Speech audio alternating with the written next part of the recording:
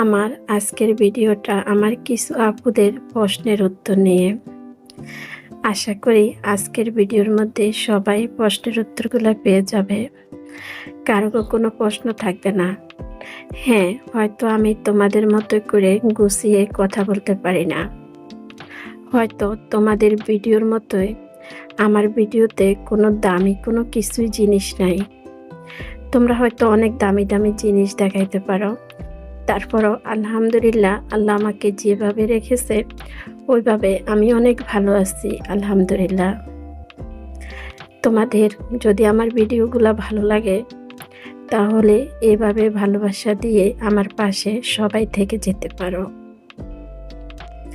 আমরা ইউটিউবে কাজ করতে এসেছি, কেউ কাউকে দেখি নেই, কেউ কাউকে চিনি না, শুধু একটা কমেন্টের মধ্যে সবার পরিচয়। ছোট্ট একটা কমেন্টের মধ্যে আমরা সবাই সবাইকে সাপোর্ট করি। আমার কিছু কিছু প্রিয় আপু আছে, ভিডিও দেখতে আসে, শুধু একটা কমেন্ট করতে যত সময় অত সময় থাকে, তারপর চলে যায়। তাদেরকেও অনেক অনেক ধন্যবাদ। আসলে ওই সাপোর্ট করে আপনারও কোনো লাভ নেই, আমারও কোনো লাভ নেই। যদি সাপোর্ট করতে হয় তাহলে একটু ফুল সাপোর্ট করবেন প্লিজ। আজ যারা ফুল সাপোর্ট করে ভালোবাসা দিয়ে আমাকে এই পর্যন্ত নিয়ে এসেছেন তাদেরকে অনেক অনেক অনেক ধন্যবাদ। আসলে আপনাদের সাপোর্ট যদি না থাকে তাহলে আমি সামনে কিছুতে যেতে পারবো না। আমার কিছু আপুর প্রশ্ন ছিল আমার এই ভিডিওগুলো নিয়ে। আমি কারো করে কোনো প্রশ্নের উত্তর দিতে চাইনি, তারপরও আমার আপুদের একজনের পর একজনের প্রশ্ন থেকে যাচ্ছে। আমার ছেলের কারণে আমি আজকেও কিছু প্রশ্নের উত্তর দিয়ে যাচ্ছি, শুধু ছেলে বলছে তাই। আমার ভিডিও থাম্বনেলগুলো নিয়ে আমাকে আমার অনেক আপু অনেক প্রশ্ন করেছে। আমি অনেকবার বলছি যে এই ভিডিও থাম্বনেলগুলো কিভাবে তৈরি করে আমার ছেলে।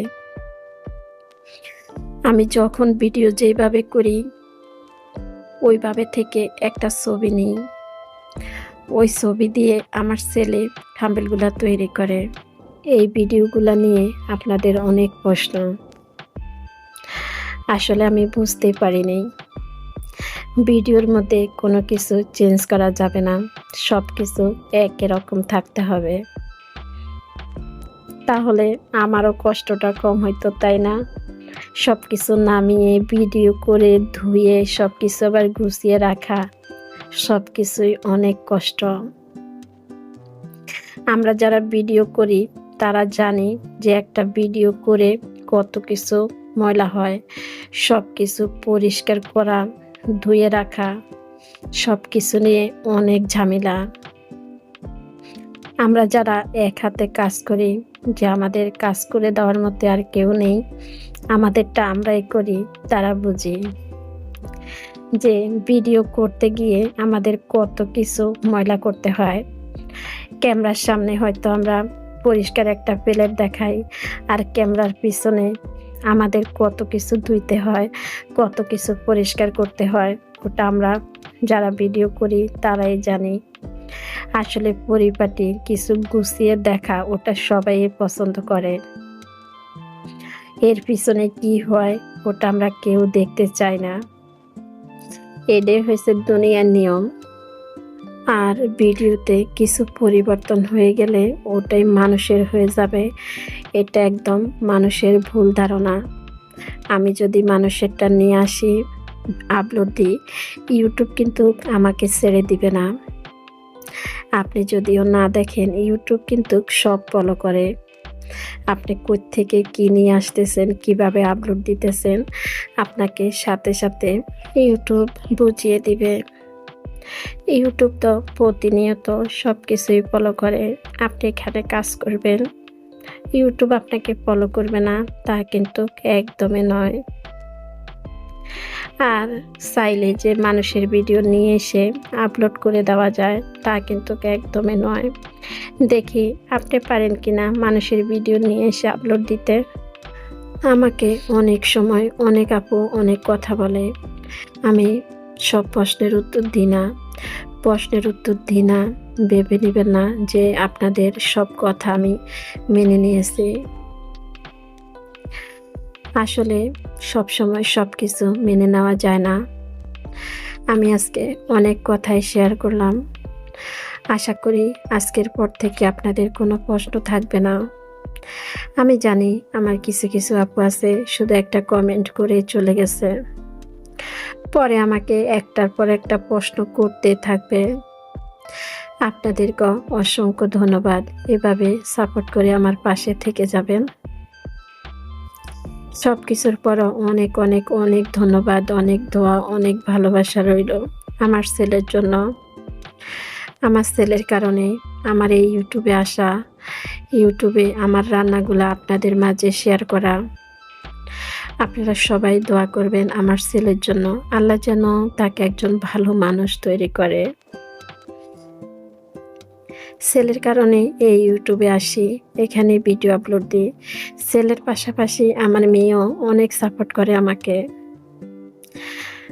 আসলে এখানে কিভাবে ভিডিও করতে হয়, কিভাবে আপলোড করতে হয়, কিভাবে মোবাইলে ভিডিও নিতে হয়, ওসবগুলো আমার কোনো ধারণাই ছিল না। আস্তে আস্তে সব কিছু শেখার চেষ্টা করতেছি আর আপনাদের মাঝে শেয়ার করার চেষ্টা করতেছি। আজকে আমি অনেক কথা বলে ফেললাম। কথার মাঝে, ভিডিওর মাঝে যদি কোনো কিছু ভুল হয়ে থাকে সবাই আমাকে ক্ষমায় দৃষ্টি দেখবেন।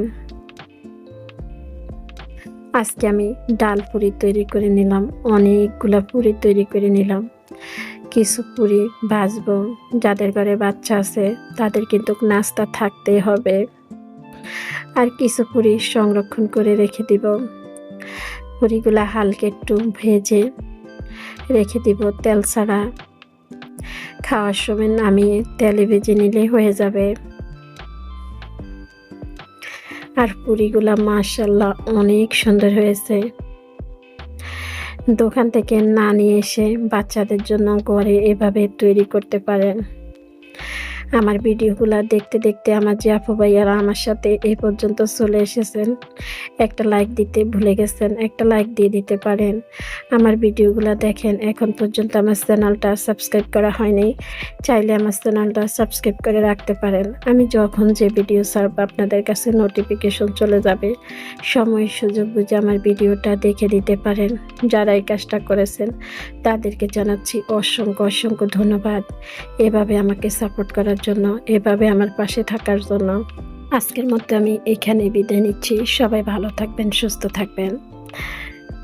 আল্লাহ হাফেজ। আসসালামু আলাইকুম।